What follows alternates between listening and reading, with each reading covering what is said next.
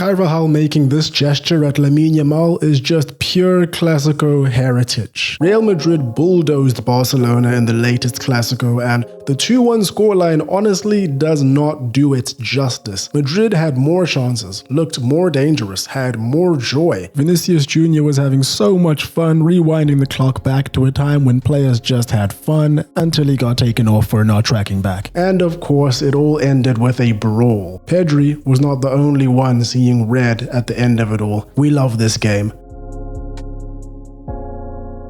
Hello everyone, hope you're doing well. Welcome back. Subscribe if you haven't. This has been a fantastic weekend. Man United are back and started their title charge. Liverpool are in free fall. Man City have just lost, and El Clásico has just delivered a fantastic game. I don't even support either of those teams, but my Sunday was made. Real Madrid have just opened up a 5-point gap at the top of the La Liga table, and they have very good value for it. They've not been that classic Real Madrid this year. Some problems do still exist. I'm not entirely convinced by their defense, but they are building up a head of steam right now, and I wouldn't be surprised if they just keep adding and adding onto that, as you know these guys can do. For a man that just had a big surgery and only played his first 90 minutes in the league this season against Barcelona, Jude Bellingham was looking really sharp, wasn't he? A goal and an assist. We'll definitely be coming back to this later on in the video and how good this guy is. Barcelona, on the other hand, you can't really ever say they're doing badly, can you? I mean,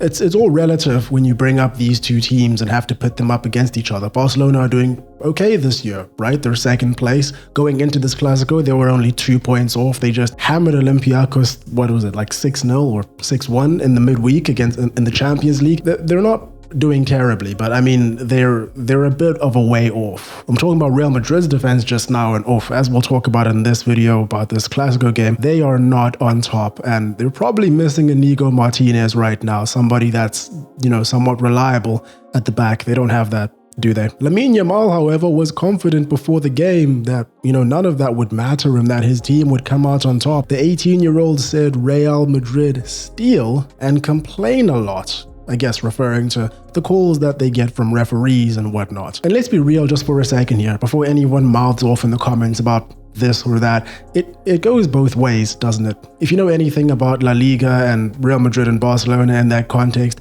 you know that it really just depends on the day, doesn't it? The only thing that really changes is your perspective on it and whether your team is the one that's losing or the team that you're supporting is the one that's being favored, which is ironic because in this game, there are a couple of calls that happened that went in favor of Barcelona that I doubt many Barcelona fans are going to be talking about all too much. This is football, guys. We all played it, we all watch it, but this comment did add some spice. So let's get into it. Right off the bat, I want to go ahead and talk about Aurélien Tchouameni. I thought he was brilliant in this game. In a game where I don't think that defenses were on top per se for either of these two teams, I thought he did so well. He was everywhere. He made some great passes, he made some great interceptions and some blocks. And speaking of Barcelona, their first moment of, I would say, shame came from none other than the antagonizer himself. Lamine Yamal pretty clearly impedes Vinny Jr. from shooting in the 5th minute,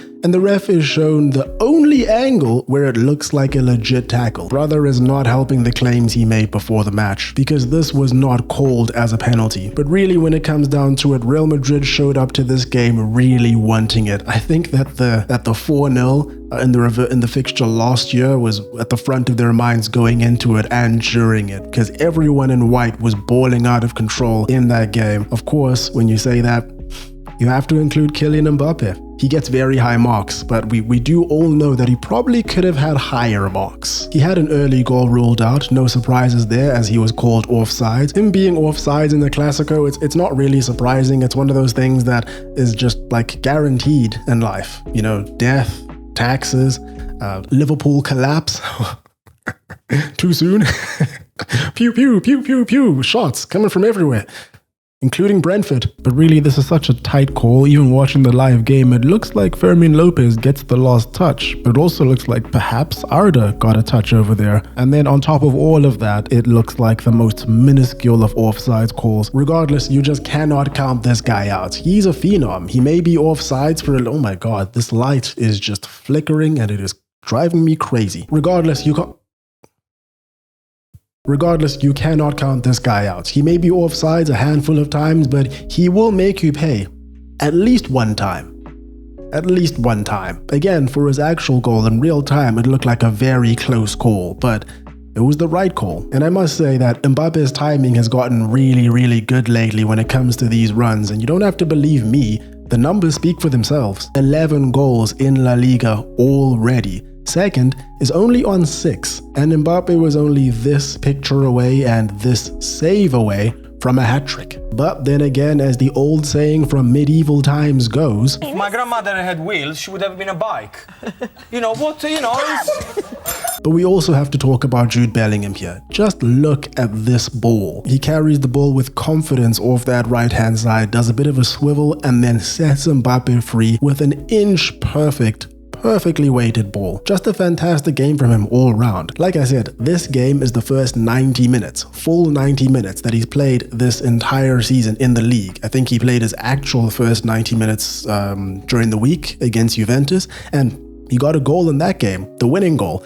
This game he got a goal and an assist. He's brilliant. Barcelona just have a really big problem at the back. There are better teams out there in Europe right now, and you can't be playing high lines like this without some real solid organization going on. And they don't really have that. Barcelona were really struggling with balls going in behind as well as balls being floated into their box. Conversely, they were struggling to really find that final ball on the offensive side of things. As a matter of fact, it took a mistake from Real Madrid for them to be able to find their shooting boots. They only actually fashioned the first meaningful chance of the game after about 30 minutes played in this match, and the goal came not that long after. Arda Güler with just a terrible touch at the back gifts Barcelona back the ball. Rashford hits it over to Fermin and he scores his customary goal against Real Madrid. Being on United watch, of course, I thought that Rashford had a pretty good game, all things considered. When he had the ball, when he actually got onto it, he did quite well with it. He got the assist, of course. The only thing is he didn't really get on the ball all that much, did he? Opportunities were very limited. But I did think that at this point, Barcelona really had a lifeline here, and they could probably kick on and do something crazy until Bellingham made it 2-1. And can you blame them? Vinny Jr. became prime Ronaldinho here. Jules Kounde was chasing shadows all game. The man looked knackered. Vinny absolutely cooks Kounde, gets past him, loops the ball over, and Bellingham is there for a really easy free tap-in. I'm not entirely sure what the strategy here was in terms of defense for that second goal for Barcelona. I'm just gonna go ahead and assume that it was non-existent. Real Madrid were finding joy all over the pitch, left side, right side, it did not matter. They must be really happy with themselves, because you would assume that being at home, the big club that Real Madrid is, Santiago Bernabéu, that it would be a bit more of a frequent thing that they would just be in the ascendancy against most oppositions. It's not really the case against Barcelona. They do have a habit of going over to the Bernabéu and embarrassing them. Not this time though. Not this time though. Let it be known that nobody will beat Real Madrid at the Bernabéu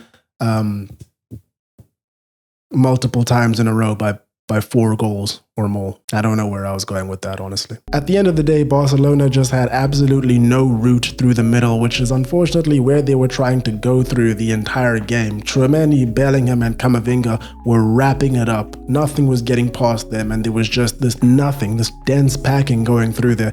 And it's unfortunate because when they did try and go out onto the wing, they weren't finding much joy there too. Lamine Yamal was getting double, triple teamed as he should be, and whenever he was on the ball, his options were limited, plus he had no way through. I think Barcelona were really missing a Rafinha type player who really rises to these big occasions, as we saw him do for them last year. Yeah, a real shame for them.